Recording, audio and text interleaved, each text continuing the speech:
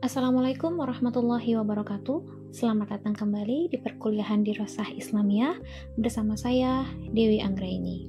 Pada pertemuan kali ini, kita akan membahas mengenai pesantren studies, pendidikan indigenous Nusantara atau pendidikan khas Nusantara.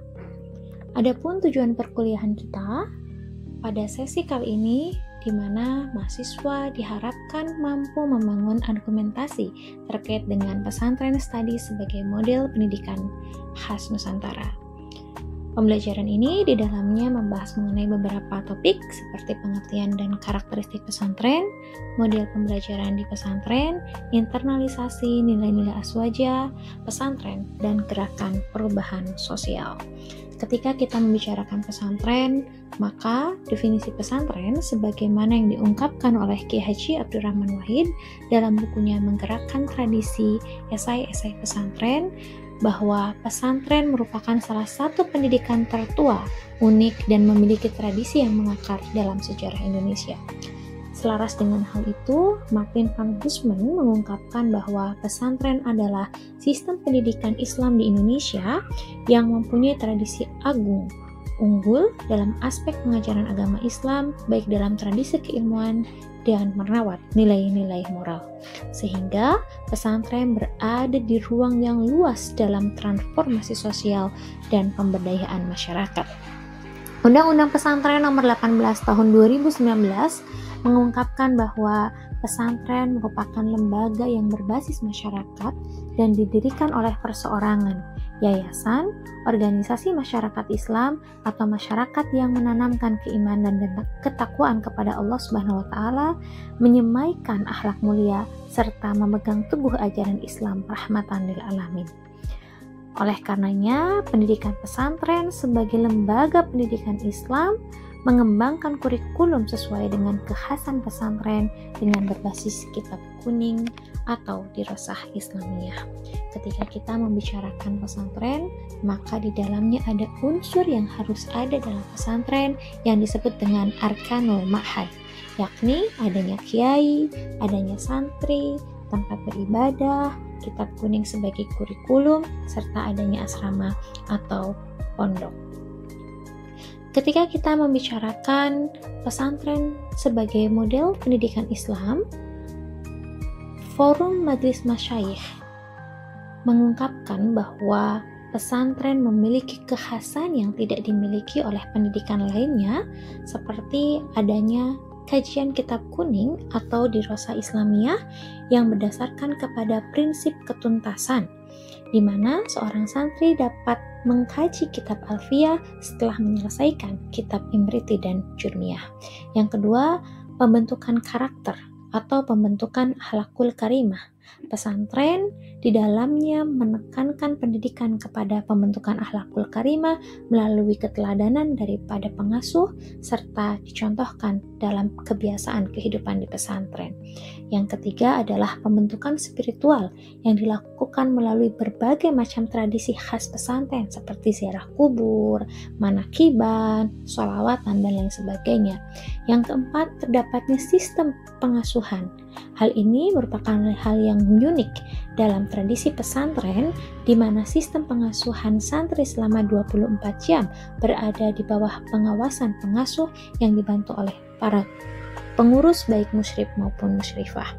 Selanjutnya, terdapat pengetahuan umum dan keterampilan sebagai bentuk responsif dan adaptif pesantren terhadap perubahan, sehingga pesantren dengan berbagai macam tradisi yang ada mampu merespon perkembangan dan kebutuhan zaman.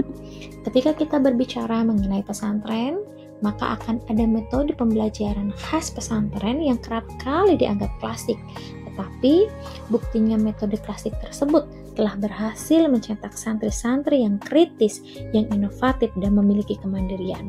Metode pembelajaran di pesantren seperti bandongan, sorogan, wetonan, bahtu masail tidak hanya memberikan pengetahuan untuk belajar kepada santri, tetapi menanamkan kesadaran kepada santri itu sendiri untuk belajar. Hal lain yang menjadi aspek concern pendidikan pesantren adalah bagaimana pesantren menginternalisasikan nilai-nilai Ahlus Sunnah wal Jamaah. Pesantren sebagai lembaga pendidikan Islam berfokus pada pembinaan agama dan karakter bagi santrinya. Salah satu nilai utama yang diajarkan di banyak pesantren di Nusantara adalah Ahlus Sunnah wal Jamaah, yaitu paham Islam yang moderat yang berpegang kepada prinsip tawasud berupa moderat, tengah-tengah, kemudian tawazun, keseimbangan dalam segala aspek termasuk dalam penggunaan dalil nakli maupun dalil akli, kemudian i'tidal yakni prinsip adil, tegak lurus, kemudian berani berkata benar, dan yang keempat adalah tasamuh, toleran, prinsip hidup dengan menerima berbagai macam perbedaan. Internalisasi nilai-nilai aswaja di pesantren dilakukan melalui berbagai aspek seperti adanya pengajaran, pembiasaan, serta keteladanan yang dicontohkan secara langsung oleh pengasuh, musyrif, dan musyrifah. Ketika kita membicarakan pesantren sebagai sebuah gerakan, sebagaimana yang diutarakan oleh Martin van Bussmann, bahwa pesantren tidak hanya sebagai lembaga pendidikan, tetapi juga sebagai lembaga dakwah serta pemberdayaan masyarakat yang memberikan perubahan atau transformasi gerakan sosial di masyarakat. Sejarah telah mencatat bahwa para kiai memiliki kontribusi yang signifikan dalam memperjuangkan kemerdekaan. Hal ini dibuktikan dengan adanya resolusi jihad yang hingga saat ini dirayakan sebagai Hari Santri.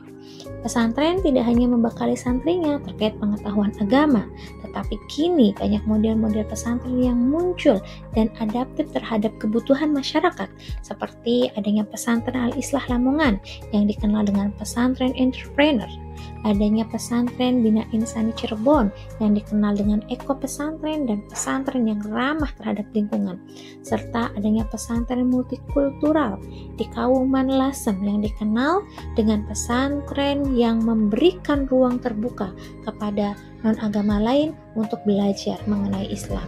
Pesantren ini memberikan warna baru bagaimana Islam yang rahmatan lil alamin tidak lantas memusuhi agama yang berbeda dengan kita.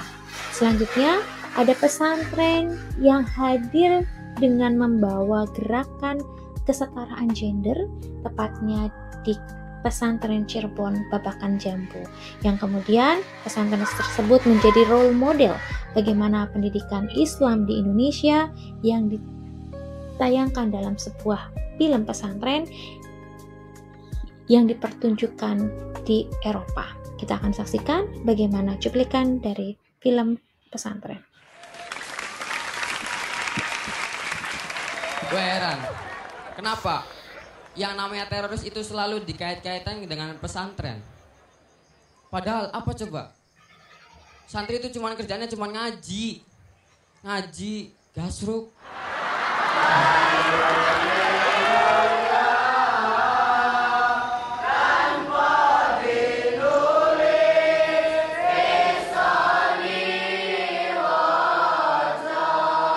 Dalam kehidupan ini harus ada yang bisa ngaji, harus ada yang bisa bikin jembatan, harus ada yang pasti profesinya sebagai pekerja seni.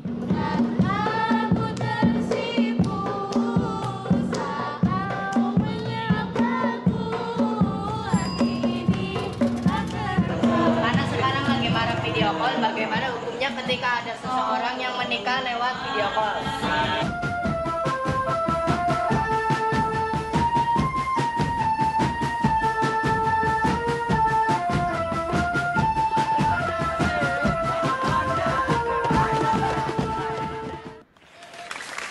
Film pesantren yang diputar di belahan dunia Eropa memberikan cakrawala baru bagi orang-orang Barat bahwa Indonesia memiliki model pendidikan yang khas, yakni pendidikan pesantren. Baik teman-teman, adapun kesimpulan kita pada perkuliahan hari ini terkait dengan pesantren sebagai lembaga pendidikan khas Nusantara, kita tahu bahwa pesantren dengan berbagai macam karakteristik dan pendekatannya menjadi salah satu model pendidikan khas Nusantara.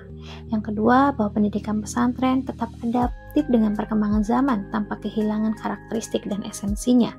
Yang ketiga, pesantren bukan hanya lembaga pendidikan sebagaimana umumnya, tetapi lebih dari itu, melalui berbagai macam pendekatan yang ada di pesantren, pesantren mampu menginternalisasikan berbagai macam nilai-nilai dan prinsip-prinsip yang sejalan dengan esensi Islam rahmatan lil alamin.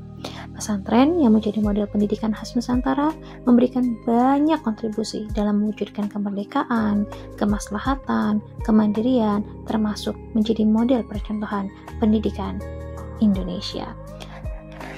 Terima kasih. Saya akhiri. Wallahualam.